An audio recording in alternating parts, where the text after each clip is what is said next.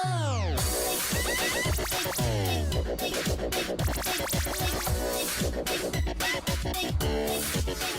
everybody and welcome back to my channel. In today's video we are discussing Predator, specifically Predator 2018 and the teaser trailer that we saw a while ago. My opinions on the trailer was that it looked very generic, it wasn't really that interesting, like the story didn't make us go, what is this about? So I was talking with one of my friends when I got home and they were kind of asking me a little bit more about this Predator trailer and we were kind of discussing it a little bit more in depth. And then he asked me, you know, what would I have chosen for a story for this Predator if I had to, you know, make the storyline here. And I was totally gonna discuss this in my last video that I was doing of my Predator reaction to the trailer, but the video was like so long, it was extra like 6 minutes of me jabbling on about this, and I thought, hey, maybe I can save it for a later video. So he kind of reminded me of it. I'm like, oh, you know what? I'm totally gonna do a video on this. So I remember a long time ago reading an old Alien vs. Predator comic, you know, back from the 90s. And in there was a story of the human predator, the first human predator that was actually accepted into a predator clan. And this was actually a woman. If you guys remember,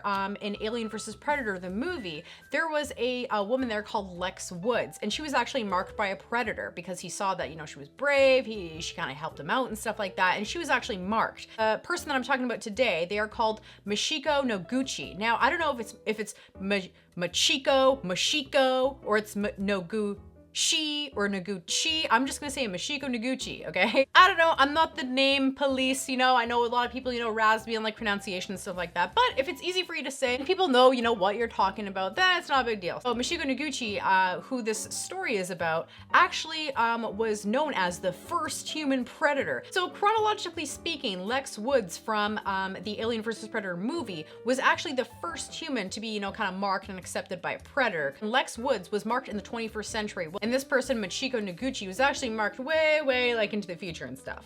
But on YouTube, Mr. H Reviews actually already did an awesome job of this whole story. So if you guys haven't already, definitely go check out Mr. H Reviews channel. I'm sure all of you are already subscribed to him like we all are. He does like really cool monster stuff, you know, he does predators and whatnot. So definitely go check out his channel because his rendition of this story may have more of it, or I maybe have some elements that he didn't touch upon, but I'm sure they're basically like 99.9% the same because you can only tell the story so many ways. So Machiko Noguchi was born in Japan and lived with her mother and somewhat wealthy businessman father. One day, Machiko's father, Akira, an accountant, is caught embezzling funds from the company he worked for, and he was immediately fired. He came home in disgrace and dishonor and committed seppuku, ritual suicide. Machiko found her father at home covered in blood, and her father said with his last dying breath to regain their family's honor. Machiko became distant from her mother, becoming alienated and turning into a loner, forcing Machiko to adapt to her new lonely scenario. It was at this time she began to learn martial arts,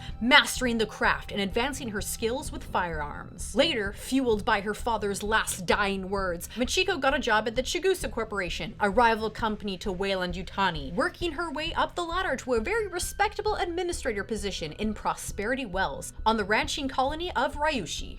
Here, Machiko made little effort to befriend the colonists, with many of them openly expressing disdain towards her behind her back. That's rude. She later takes advice from the previous administrator whose job she took over and decides to involve herself more in the community. She also managed to talk the Chigusa Corporation into giving the colonists a raise, in turn changing their views of her. Soon, Machiko and the colonists of Prosperity Wells are caught in the middle of a group of predators hunting xenomorphs on the planet, and Machiko risks her life trying to evacuate the settlement. But after some conflicts, Machiko befriends a Yautja leader named Dashande, or Broken Tusk, after fighting alongside him, showing much bravery, even killing an alien queen by decapitation, keeping the head of the queen as a trophy. Later, Dashande is wounded, and before he dies, he marks Machiko and gives her the predator name. Oh man, here we go. Okay, Da Taudi. Da Taudi? Meaning small knife. Machiko stays in the now abandoned colony on Ryushi, waiting for Dashande's comrades, believing they deserve an explanation. And 2 years later, they arrive. Because of her mark from Deshunde, Machiko was allowed to join the Predator clan as Little Knife. She took her alien queen head with her and a leap wave receiver, able to listen to human transmissions, her only outlet to the human world. Although she was a very skilled martial arts fighter and fought bravely, she was often ridiculed by the Predators and not fully accepted for being human. Unable to fit in with her own race and unaccepted by another, Machiko felt lost. Wouldn't you too if you were her? However, she did earn enough respect to get her own room and armor. Well, that's good. A clan member named Shorty picked on Machiko from time to time a lot, feeling she was unworthy to join their clan. During her time with the Predators, she partook in a hunt to capture a live xenomorph queen for an upcoming hunt with several clans. This was gonna be a very big hunt. During this time, she inadvertently saved Shorty's life, denying him an honorable death. But the hunt was successful and the alien queen was brought back to the clan's ship. The clan then prepared for one of its biggest hunts ever on a planet called Bunda for humans.